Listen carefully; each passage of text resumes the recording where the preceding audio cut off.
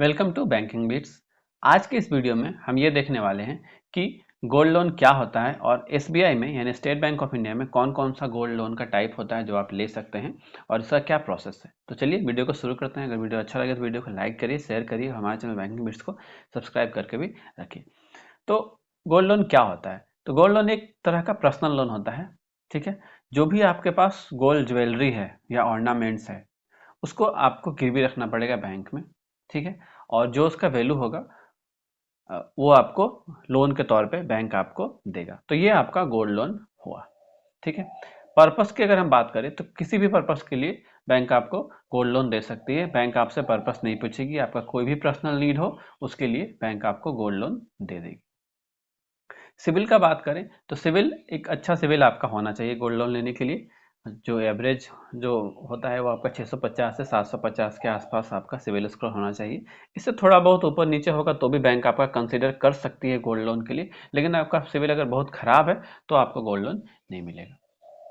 ठीक है, एलिजिबिलिटी का बात करें तो आपका एज जो है कम से कम 18 होना चाहिए। 18 साल से कम है तो आप एग्रीमेंट साइन नहीं कर सकते हैं, तो आपको गोल्ड लोन नहीं मिलेगा। लेकिन 18 साल से ऊपर है तो आप गोल्ड लोन के लिए अप्लाई कर सकते हैं। और एलिजिबल अगर गोल्ड की बात करें तो आपके पास जो भी ज्वेलरी है, ऑर्नामेंट्स है, या फिर अगर बैंक से खरीदा हुआ गोल्ड कॉइन वगैरह है तो आप उससे उसके उस पर आप गोल्ड लोन ले सकते हैं। अगर आपके पास गोल्ड बार वगैरह ऐसा है तो उस पर गोल्ड लोन नहीं मिलता है, तो वो सब एलिजिबल गोल्ड में नहीं आता है। लेकिन जो भी आपके पास ज्वेलरी है, ऑर्नामेंट्स है, आपका बैंक से खरीदा हुआ कॉइन है, ये सब आप गिरवी रख के लोन ले सकते हैं। ठीक है, जो भी आपके पास ज्वेलरी है वो सब क्या होता है, बैंक का एक वैल्यूअर होता है। बैंक आपको प्रेफर करेगा कि आप इस गोल्ड वैल्यूअर के पास जाइए। ठीक है, सोनार जो होता है उसके पास, वो आपका गोल्ड जो है, जो भी आपका ज्वेलरी है उसका मतलब प्योरिटी चेक करेगा, वेट चेक करेगा और आपको एक सर्टिफिकेट देगा। ठीक है, कि इसका इतना वैल्यू है और इस पे गोल्ड लोन मिल सकता है या नहीं।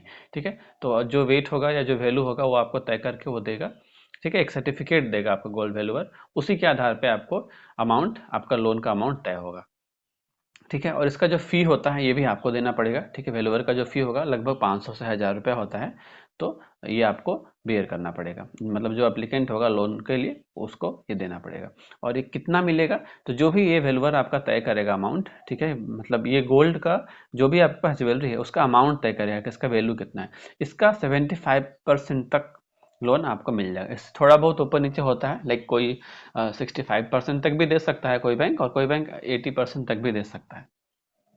ठीक है, उसके बाद अगर हम लोन का अमाउंट का बात करें तो आज के टाइम में स्टेट बैंक ऑफ इंडिया 50,000 से, मतलब मिनिमम 50,000 तक का लोन आपको लेना होगा और मैक्सिमम आप 50 लाख मतलब 50 लाख तक का लोन आप ले सकते हैं। रेट ऑफ इंटरेस्ट का बात करें तो स्टेट बैंक ऑफ इंडिया अभी 7.70% से लेके 8% तक यहाँ पे रेट आपका चल रहा है। ठीक है, एसबीआई में। प्रोसेसिंग फ़ी का बात करें तो जनरली 0.5% प्रोसेसिंग फ़ी रहता है प्लस जीएसटी। और लेकिन अभी ये प्रोसेसिंग फ़ी नील है, मतलब अभी कोई प्रोसेसिंग फ़ी नहीं लग रहा है। अगर आप गोल्ड लोन लेना चाहते हैं तो ये आपको कोई प्रोसेसिंग फ़ी नहीं देना पड़ेगा। और ये अप टू आपका 31 मार्च 2023 है। ठीक है, मे बी ये डेट चेंज भी हो सकता है, लेकिन आज के टाइम में 31 मार्च 2023 तक अगर आप पर्सनल गोल्ड लोन लेते हैं तो आपको कोई भी प्रोसेसिंग फ़ी नहीं देना पड़ेगा। जनरली ये 0.5% रहता है, लेकिन अभी ये नील है। जहाँ तक हम डॉक्यूमेंट्स का बात करें तो आपको एक कंप्लीट एप्लीकेशन फॉर्म देना पड़ेगा, 2 फोटो देना पड़ेगा, पैन कार्ड, आधार कार्ड वगैरह देना पड़ेगा, और जो आपका गोल्ड ज्वेलरी है और प्लस आपका जो जो सर्टिफिकेट होगा जो कि वैल्यूअर देगा वो देना पड़ेगा।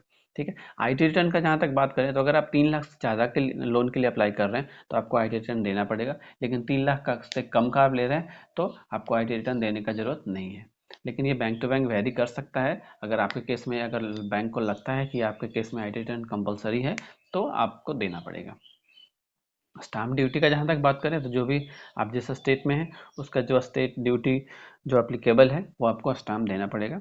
डिस्बर्समेंट आपके डायरेक्ट एसबीआई अकाउंट या सीडी अकाउंट जो भी है उसमें आपका हो जाएगा, और आपका जो भी यूज है आप वहाँ से निकाल के कर सकते हैं। और रीपेमेंट का जहाँ तक बात है तो आपका अकाउंट में एसआई लग जाएगा, तो आप एसआई कर सकते हैं, मतलब आपके अकाउंट से डेबिट होकर हर महीने आपके लोन अकाउंट में चला जाएगा। ठीक है, मतलब जो नॉर्मल लोन में जो होता है वैसा आप कर सकते हैं। ठीक है, और ये आप किसी भी बैंक, मतलब स्टेट बैंक के किसी भी ब्रांच में जाके अप्लाई कर सकते हैं, या फिर आप योनो ऐप से भी अप्लाई कर सकते हैं। योनो ऐप से आप अगर अप्लाई करेंगे तो घर बैठे आपका लोन सेंक्शन हो जाएगा, और उसमें प्रोसेसिंग फ़ी भी आपका लगभग हमेशा उसमें भी आपका माफ़ होता है। तो ये मोटा मोटा जानकारी हुआ एसबीआई गोल्ड लोन का। अब इसका 3 टाइप होता है एसबीआई में, हम तीनों टाइप के मतलब लोन का जो टाइप होता है एसबीआई का वो देख लेते हैं। आपको जो सुटेबल लगे आपके हिसाब से आप वो गोल्ड लोन ले सकते हैं। तो सबसे फर्स्ट टाइप जो होता है वो है एसबीआई पर्सनल गोल्ड लोन। ठीक है, ये 3 साल के लिए सेंक्शन होता है। ठीक है, 36 महीने के लिए सेंक्शन होता है, और इसमें मार्जिन 25% होता है। मतलब अगर 1 लाख का आपका गोल्ड का वैल्यू होता है तो 75,000 तक का आप गोल्ड लोन ले सकते हैं। और ये आपको हर महीने जो भी आपका ईएमआई होगा उस हिसाब से वो आपको हर महीने पैसा जमा करना पड़ेगा। दूसरा जो गोल्ड लोन होता है ये है आपका पर्सनल गोल्ड लोन। ये लिक्विड गोल्ड लोन स्कीम है, और ये एक ओडी होता है एक तरह का। ठीक है, ये भी आपका 36 महीने के लिए होता है, मतलब 3 साल के लिए होता है। और इसमें भी मार्जिन 25% होता है। मतलब अगर अगर आपका गोल्ड का वैल्यू 1 लाख होता है तो आपको 75,000 तक का गोल्ड लोन मिल जाएगा। इसमें आपका एक ओडी अकाउंट खुलता है। ठीक है, और आपको चेकबुक भी इशू किया जाता है इसमें। सपोज करिए आपको 75,000 का गोल्ड लोन मिला, आपको जिस महीने जितना ज़रूरत हुआ, सपोज करिए कि इस महीने आपको 5,000 का ज़रूरत है तो आप 5,000 निकाल सकते हैं। जब आपको पैसे का ज़रूरत नहीं है तो आप इसमें जमा कर सकते हैं। फिर आपको 20,000 का ज़रूरत हुआ तो आप निकाल लीजिए, क्योंकि आपके पास चेक रहेगा। तो जब आपको जितना ज़रूरत हुआ आप निकाल सकते हैं, नहीं ज़रूरत है आप जमा कर सकते हैं। तो आप जिस महीने जितना पैसा निकालेंगे तो आपको इंटरेस्ट भी उतना ही लगेगा। ठीक है, तो एक एक अच्छा चीज़ हुआ है कि आप जितना पैसा यूज करेंगे उतना ही आपको इंटरेस्ट देना पड़ेगा। तो ये हो गया लिक्विड गोल्ड लोन। ठीक है, ये भी आपका 3 साल के लिए ही होता है, 3 साल बाद ये बंद हो जाएगा। तीसरा है SBI gold loan bullet repayment.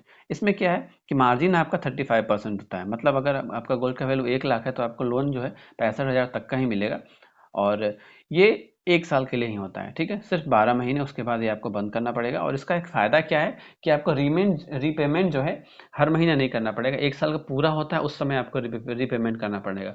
मतलब आपका जो भी प्रिंसिपल है, मान लीजिए आपने 65,000 लोन लिया तो 65,000 लोन प्लस इंटरेस्ट सारा एक बार में ही दे के लोन आपका बंद हो जाएगा। तो ये हुआ आपका बुलेट रिपेमेंट।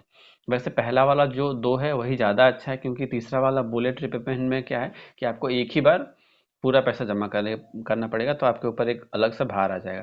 और पहला दूसरा केस में क्या है कि आप हर महीने दे सकते हैं, तो रिपेमेंट करना थोड़ा ज़्यादा इजी होता है। तो ये पर्सनल गोल्ड लोन हुआ आपका एसबीआई का। उम्मीद करते हैं आपको समझ में आ गया होगा। इससे रिलेटेड अगर आपको कोई डाउट होता है तो आप कमेंट कर सकते हैं, हम कोशिश करेंगे कि आपके डाउट को क्लियर कर पाएँ।